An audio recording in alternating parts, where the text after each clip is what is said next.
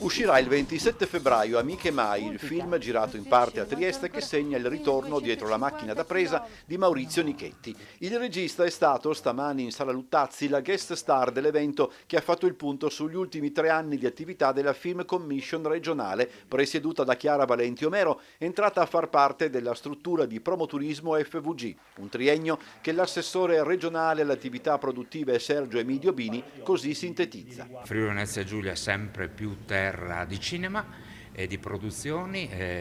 Amazon, Paramount, Netflix,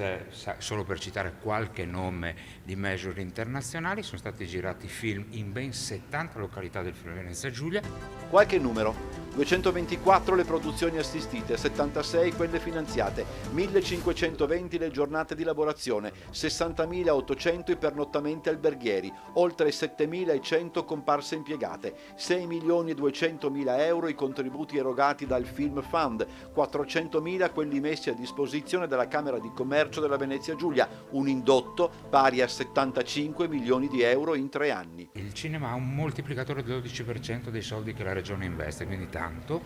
ha permesso alla nostra regione di farsi conoscere in giro per il mondo.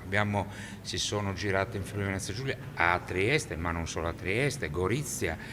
delle produzioni che hanno avuto degli share altissimi, quindi insomma tutto ci aiuta a farci conoscere, a far conoscere la nostra località. 5 le produzioni che saranno girate in regione nei primi mesi del 2025, ma resta il riservo in merito alle produzioni internazionali, cui va ad aggiungersi il remake italiano del film Maison de Retraite con Diego Batantuono e Max Angioni, primo esempio di product placement con una regione al centro dell'operazione. Ove non fosse ancora chiara l'importanza della Film Commission, ci pensa proprio Nichetti a rimarcarla. Senza Film Commission tutti questi vantaggi del territorio non si possono utilizzare, perché prima di tutto non li conosci, non ti portano a vederli, non ti facilitano i contatti e poi ci sono anche proprio delle competenze che vengono formate sul posto e che ti permettono di creare delle troupe miste, mezze che vengono da fuori e mezze locali, e di solito io mi trovo sempre meglio